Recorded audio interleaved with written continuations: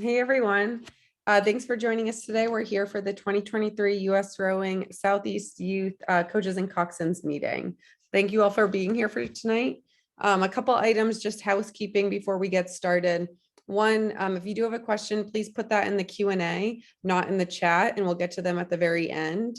Also, this is being recorded and we will also post the slides on Regatta Central after this. So the slide deck will be available today. The recording will be available tomorrow evening. So you can definitely pass that around to your other teammates as well. So a quick agenda for today. So we'll go over some US Rowing items such as takeaways and intros. We'll review the registration plan and venue schedule and go over your pre-arrival checklist.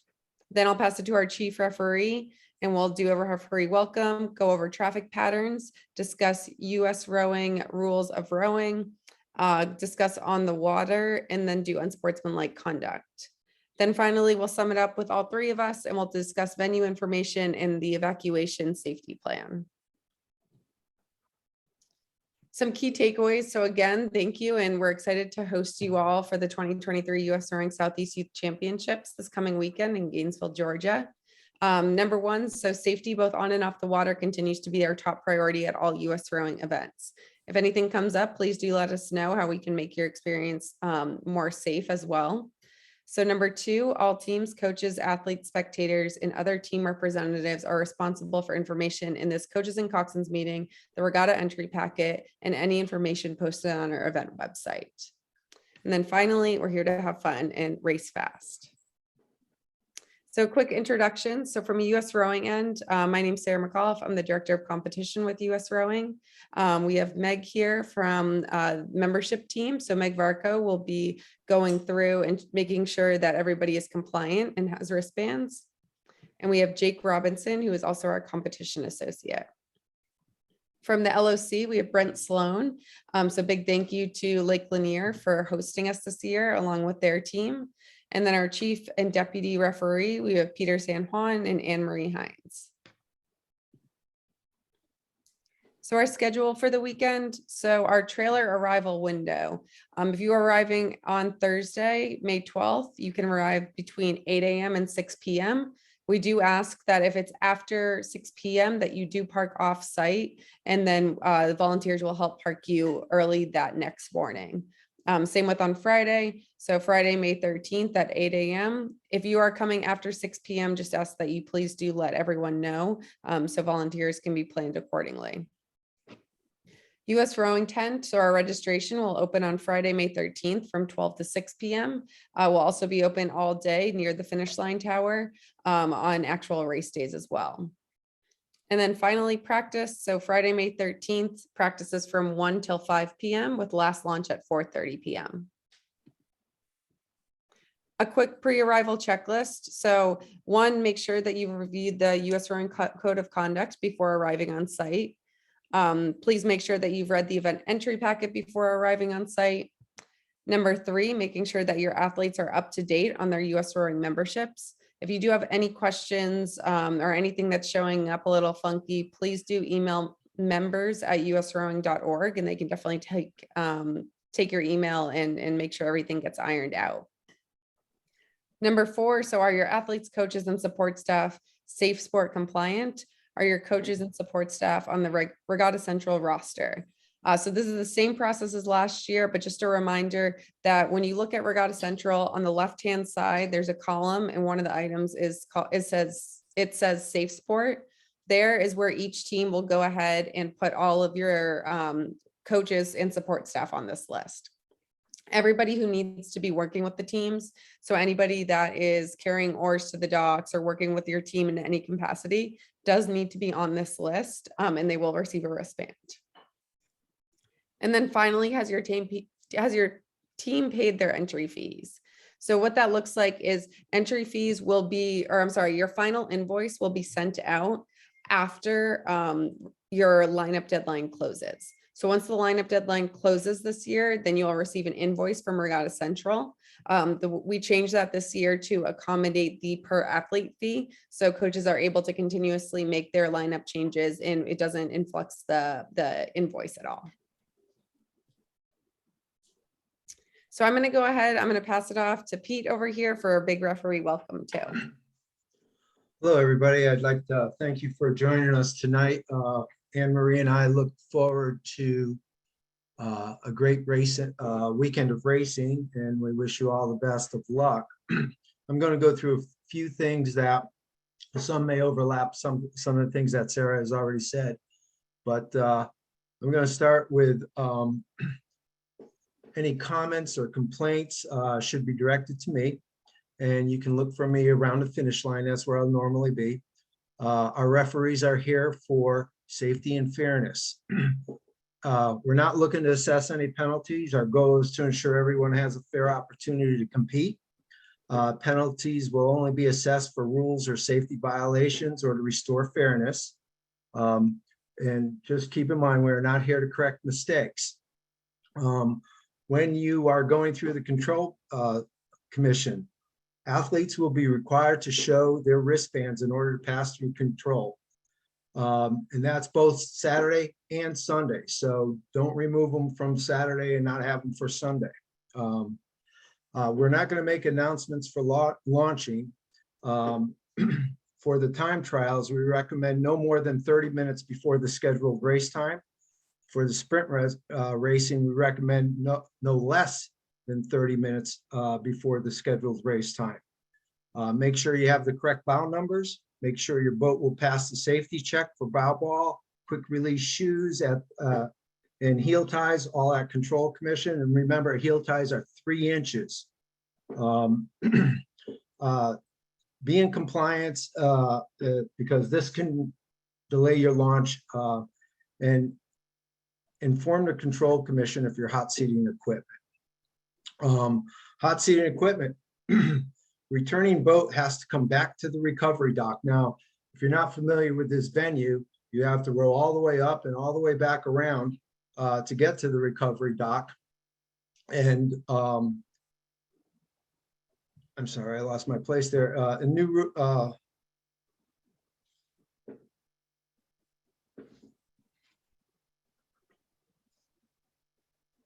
oh, I'm sorry, I apologize. So you have to go back to the recovery dock. And the new rowers that are coming into the new equipment have to check in through control. The crews need to be on the dock and wait for the boat to return. The rowers will need a new bow card. The referee at control will confirm all rowers exiting the returning boat that the bow card is switched and the new rowers launch.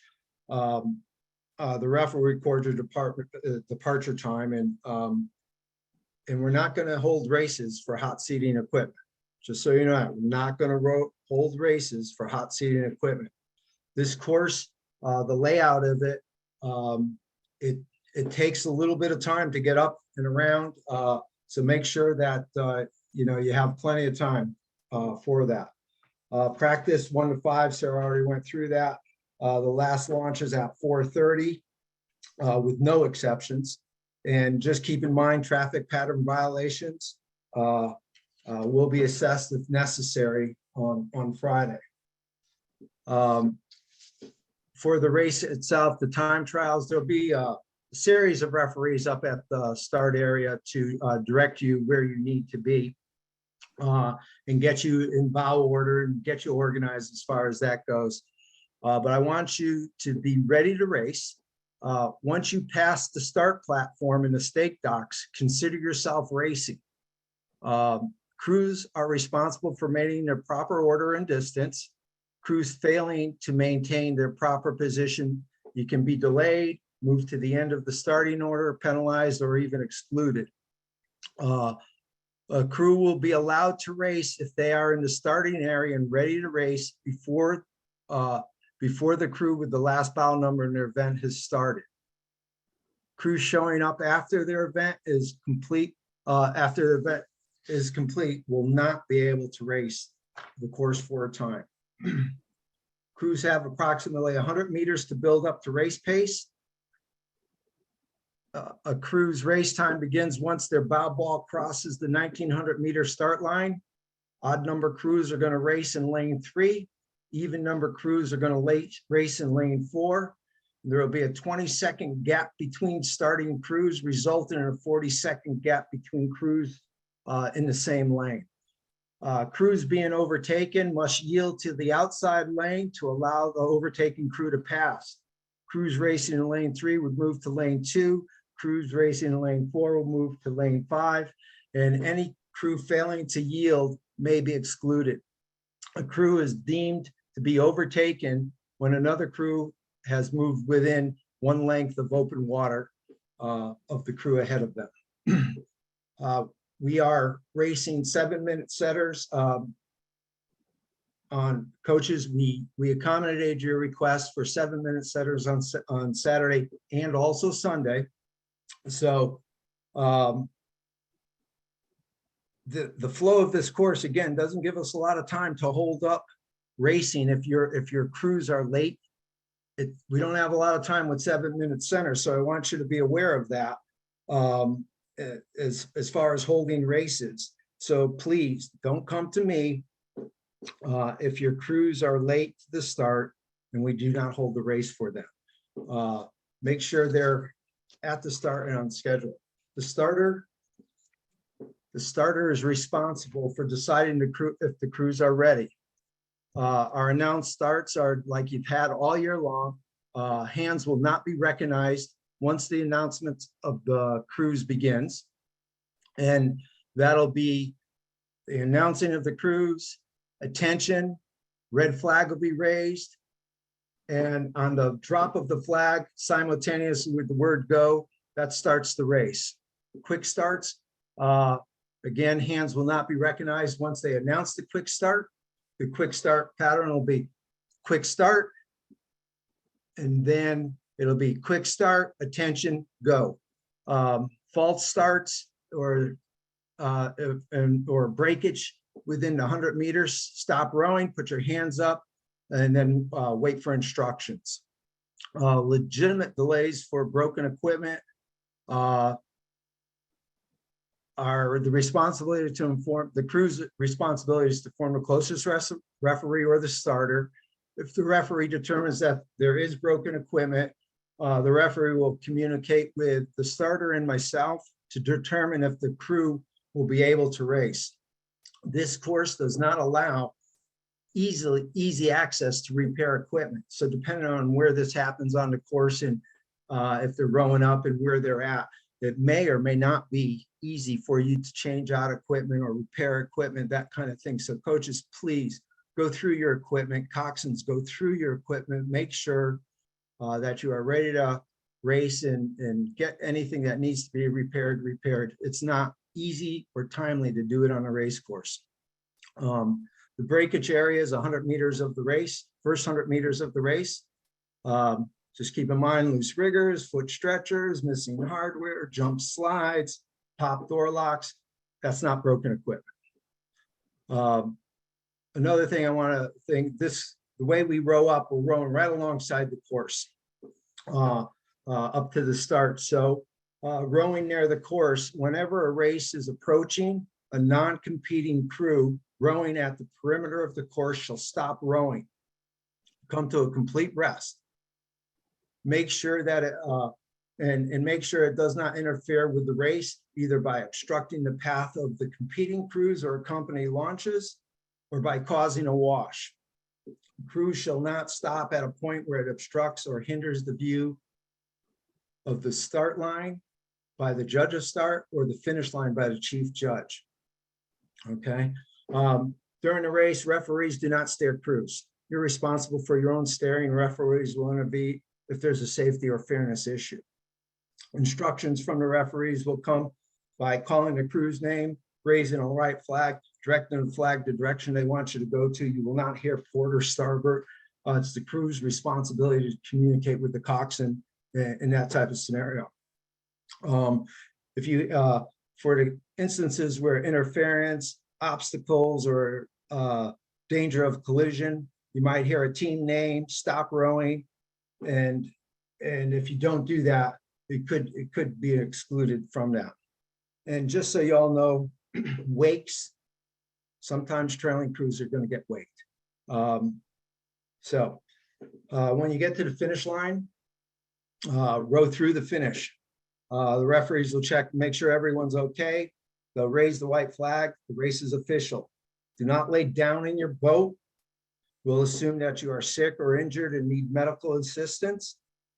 Any objections on the water, hands up as soon as you cross the finish. The referee will come over to discuss. If it can't be resolved on the water, you write a protest with a requested resolution plus a $50 check. And objections must be logged on the water at the finish with no exceptions. First aid, there's an EMT station at the finish line. And if you have any kind of medical conditions on any of your teammates or coaches, your crews, that it'd be helpful to let us know. And I know that's not always easy at a time, but if your teammates have asthma issues or they carry an inhaler, please make sure they have it with them on the boat, just in case something comes up, they have their inhaler. I've heard so many times that I have an inhaler, it's in my backpack at the tent. So let's try to avoid that kind of thing and make things a little easier for everybody involved. As far as the weather goes, we'll monitor the weather conditions and then follow instructions from the referee in case of a schedule change. And then one thing that's really important, there is no drones. No unauthorized drones are permitted. It's a critical issue for rower safety, and the violating team may be disqualified. So I want you to hear that again. A violating team may be disqualified. That goes for friends of the team, family members. So coaches, send an email to all not to violate this rule. And we want you to have a safe, fair race. And I thank you for your time. Awesome. Thanks, Pete. If you don't mind, could we go back to just to review the traffic patterns one more time? Brent and Pete, maybe you guys can tag team this one, but just go over the practice pattern first. Sure. So this is Brent Sloan, president of USRowing. Really pleased to be hosting the event with USRowing. So we've talked about launch and recovery docks, where they are relative to the course. It's about 1 kilometer from the launch dock to the finish line, probably 700 to 800 meters from the recovery dock to the finish line. So just to give you some context, it's an additional 5 minutes or so to paddle from there to the start. One other note, and this will be corrected on the venue diagrams, but the red buoy that it refers to there is actually a large blue buoy. And as I said, the maps on the around the venue will be noted with that. One comment I would like to make that I'd like for you to message to your teams and your crews is that the marshalling area above the start, you really can't see it from the map, but beyond the start, this straightaway goes for another kilometer above the start. And having worked many races here, there's a tendency of crews to want to continue going up past the marshalling area and continue warm-up routines farther north. We will also have 2 blue buoys at the top of the marshalling area. And I just want to make it very clear that crews really need to stay south of those blue buoys and stay in the designated marshalling area. And this will just really help with, efficiency of launching races on centers, because, in the past, we've seen crews move too far up because just visually, it looks like you can just keep rolling up there. And we want to really kind of control and manage that and keep them in that kind of well-defined marshalling area. Awesome. And then moving forward to the time trial pattern. Pete, I know you reviewed a little bit more of it today, what lanes. Pete, we also had a question here. If you could go through the yielding process one more time. Do you mind reviewing that again? No, not at all, not at all.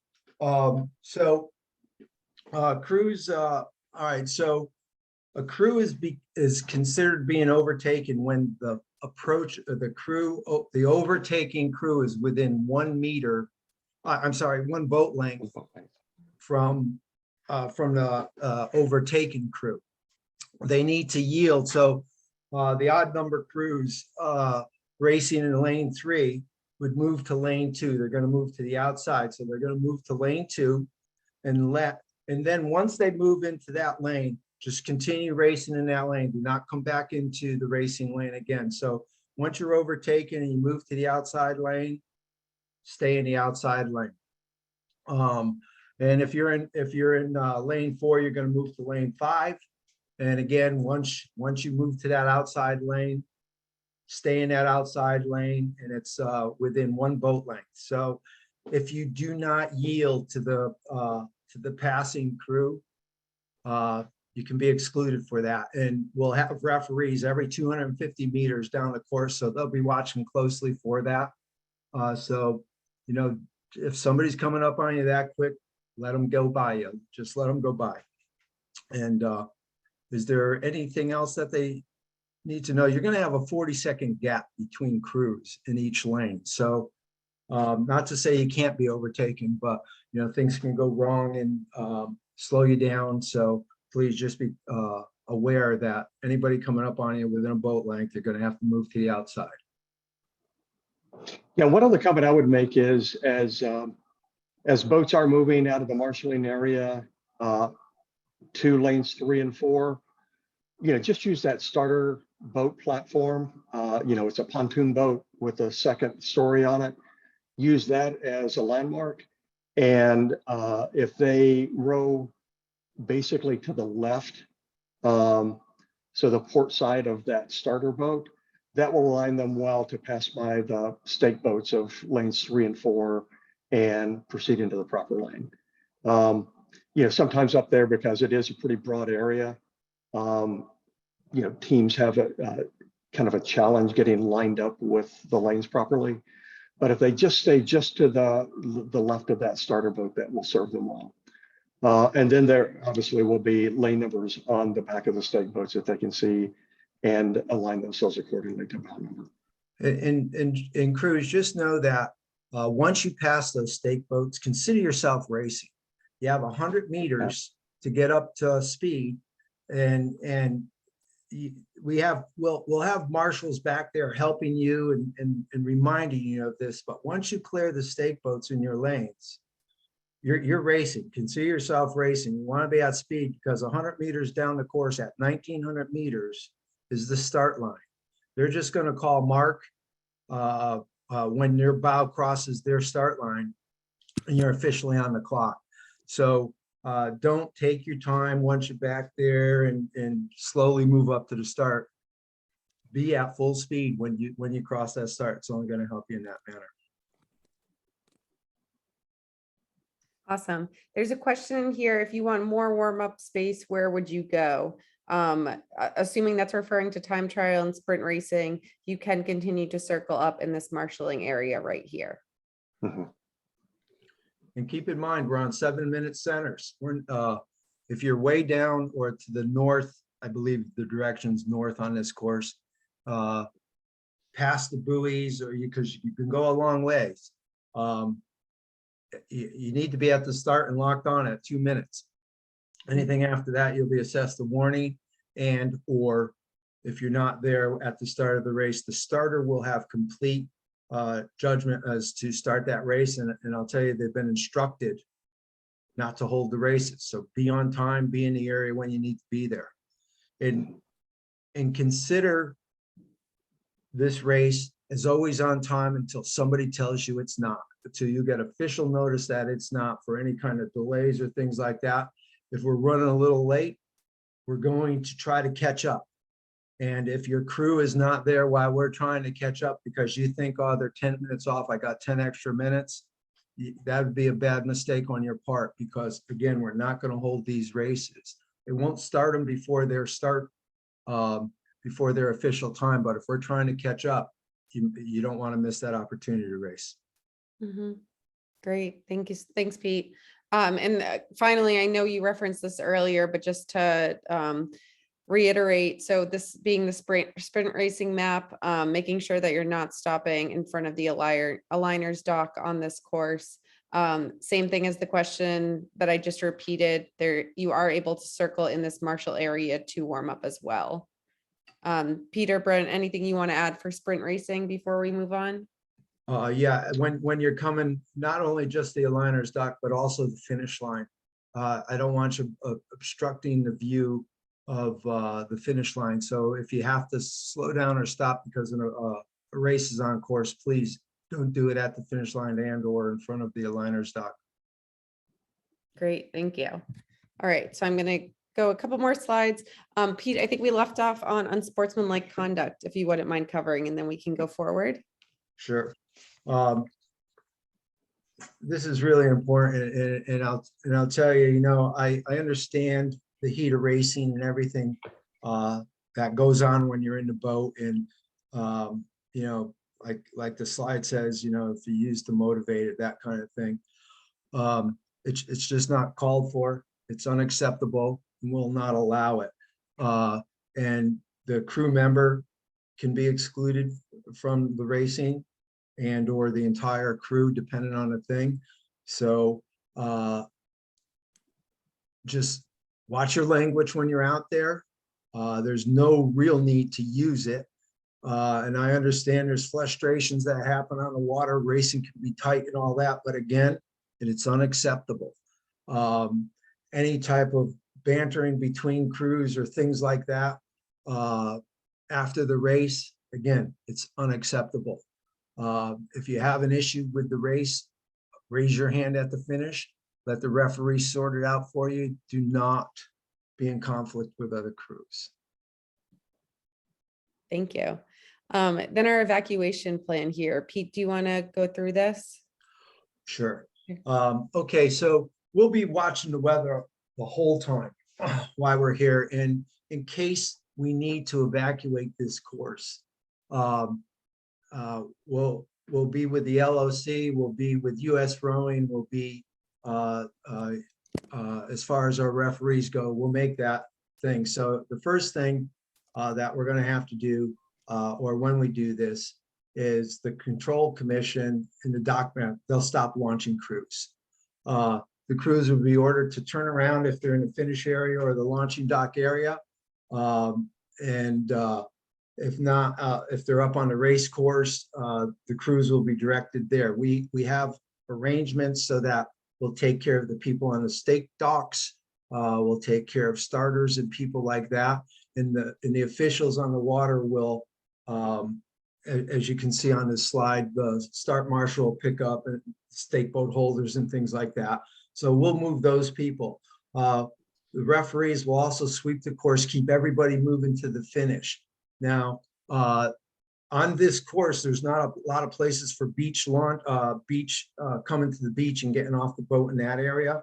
So, you know, we have to come all the way back down and around. You'll be escorted by referees. We'll try to keep it safe and as possible to get everybody back safely to the thing. In case of an extreme emergency, there is an alternative site, but it's almost back to the recovery docks. Once that happens, all the docks will be for recovery. So you'll be able to come and you'll be directed as to where to go. So everything will come back to the recovery and launch docks. We'll move the boats, and we'll just, you know, so if it's a fast moving storm, you know, you'll be notified about it. Any kind of delays in racing or things that, of that matter will be directed to all you coaches. And we'll keep track of the boats that we've recovered off the course, so that should you not find your crew or something like that, our referees will be trying to account for everybody in that matter. So, but coaches, we need you to account for all the athletes coming off, all your athletes coming off the water. Secure the equipment at the dock or alternate landing site. And there's really not a lot of alternate landing sites at all, really only one. But just try to keep track of your crews and your equipment as far as that goes. Thanks, Pete. Awesome. So finishing off, safety on the venue, medical will be located at the finish line tower. If it is needed somewhere else, please contact your nearest official and we'll be able to direct you, or not direct you, we'll be able to direct the medic to you to help. Last but not least, we're going to go over the venue layout real quick, tents and parking, and I'm going to pass it to Brent. Okay, thank you. We expect a lot of spectators, a lot of families, a lot of cars and buses. So we do have some on-site spectator parking as you cross Clark's Bridge. You'll see the finish tower. You can see it on the right-hand side of the picture here. So that is the venue side. And we'll refer to the tower or venue side and then the boathouse side. So there is some parking there, and we expect that will fill up, relatively quickly in the morning. We believe there will probably be some additional parking just up the road. A neighbor to the venue typically opens up. He's got a fairly large piece of property, and he has some parking there as well. If that becomes available, we haven't confirmed that with him, but if it is, our parking attendants will direct people if they would like to park in that parking, they can do that as well. And it's just a simple walk back to the venue from there. Once those parking areas fill up, we also have off-site parking. It's about a 5-minute drive from the venue, and the city of Gainesville has trolleys that will run from the off-site parking back to the venue. What we recommend is that families, spectators, come to the venue. If you've got multiple people in the car, drop those people off. If you've got coolers and things like that in your car, drop those off at the drop-off area, and then the driver take the car back to the off-site parking. And we'd like everyone to do that just so that we can reduce the volume of people that we have to shuttle back and forth and just make it a better experience for everyone. We do have some limited handicap parking there as well for people that have handicap permits. And then coaches parking, as you can see, is highlighted in blue. That is on the boathouse side. So, and that will be very obvious. You'll see our new $17 million boathouse is under construction on that side. And we, ask coaches to double up. So, park 2 deep in there so we can get as many coaches' vehicles in that area. And that's a grassy area and some parking slots that are just right beside Clark's Bridge Road there. And again, we'll have parking attendants directed you there as well. The trailer parking, we're not showing on this graphic. Okay, there it is.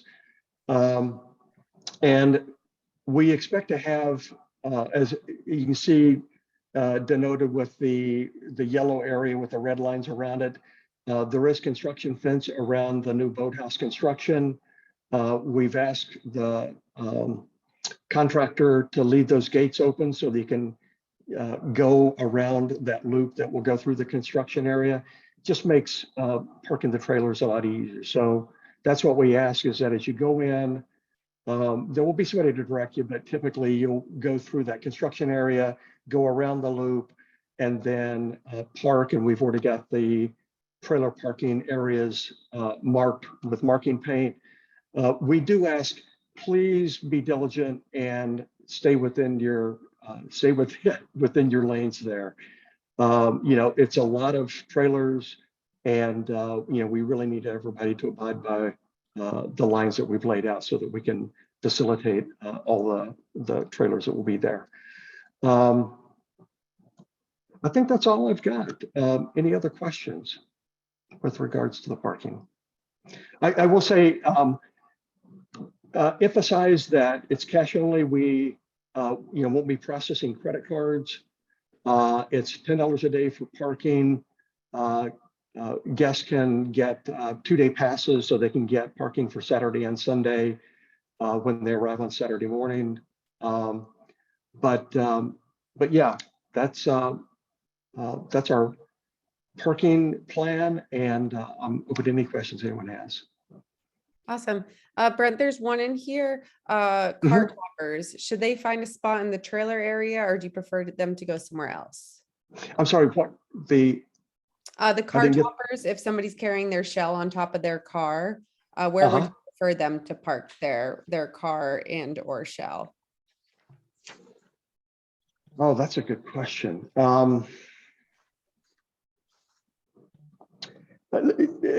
Whoever asked that question, well, let's see. I'm just trying to think if I can come up with an off-the-cuff answer here. Yeah, what I would suggest is when you get to the venue, just ask for directions on where we're parking, because that may be a little fluid. I would think probably in that coach's parking area, we should be able to facilitate that. Awesome. Okay, great. Yeah. Thank you. I can't imagine there's going to be too many of those, but Sure. And I did want to address, there's been a couple of questions about the course. So there are no signs on the shoreline denoting, the 500 meter segments, but the buoys do change colors. So just to give you a rundown, the first 100 meters of the course from the start, there are red buoys. So you'll see the breakage zone denoted by red buoys.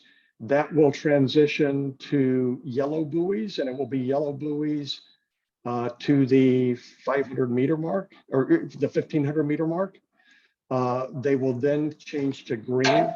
So it will be green buoys from 1500 to 1000. It will go back to yellow buoys from 1000 to the 500. And then it will go again, green buoys for 250 meters. And then the final 250 meters will be red buoys.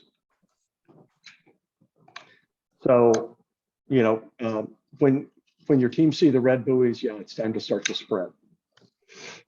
thanks, Brent. Last question. What about support trailers? So the team trailers that have the supplies for the team tents, are they able to park there? Yep. Yeah. So for those who rented tents on the venue, are you talking about like equipment trailers? Are you talking about food trailers and club trailers?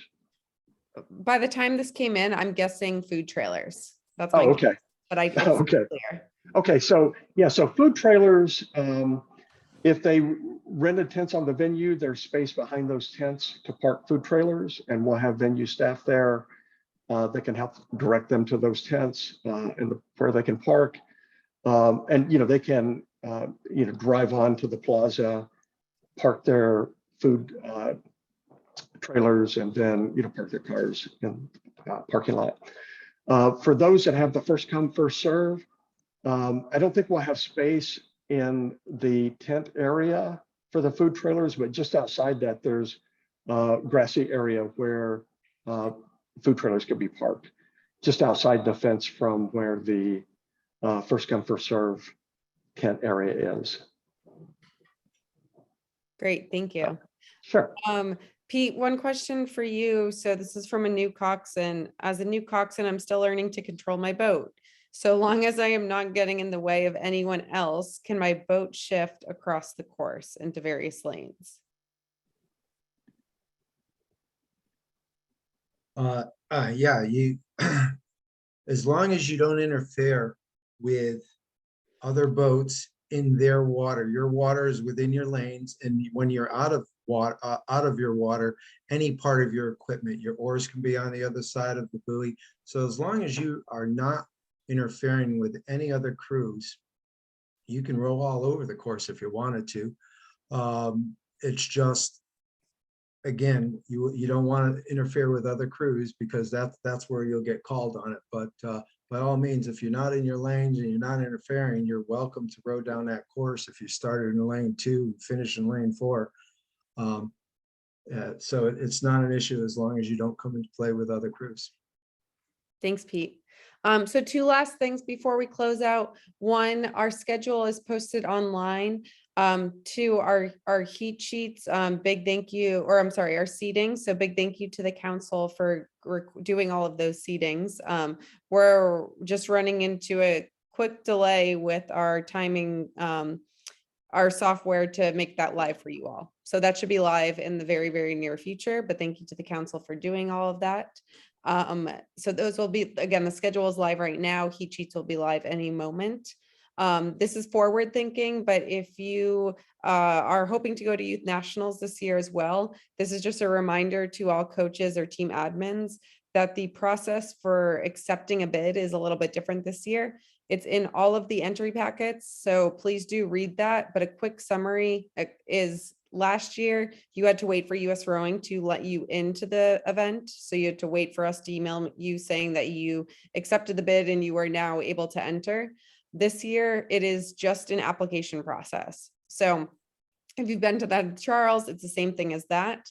But once you go ahead, once you pass in the top 4, you pass the finish line and you are in the top 4, you can go ahead and put an application into Regatta Central immediately.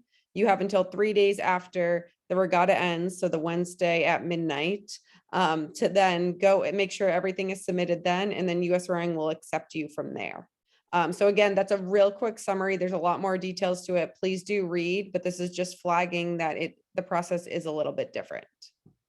Like I mentioned, any other questions of like, packet progression, bids to youth nationals? There's some that are asking about, what regions get what number of bids. All that information is in the packet there. So I would ask that you just refer back there. On that note, thank you to everyone. If you do have any questions, feel free to email myself or anybody on this call and we'll get you taken care of. But good luck to all crews. Thank you.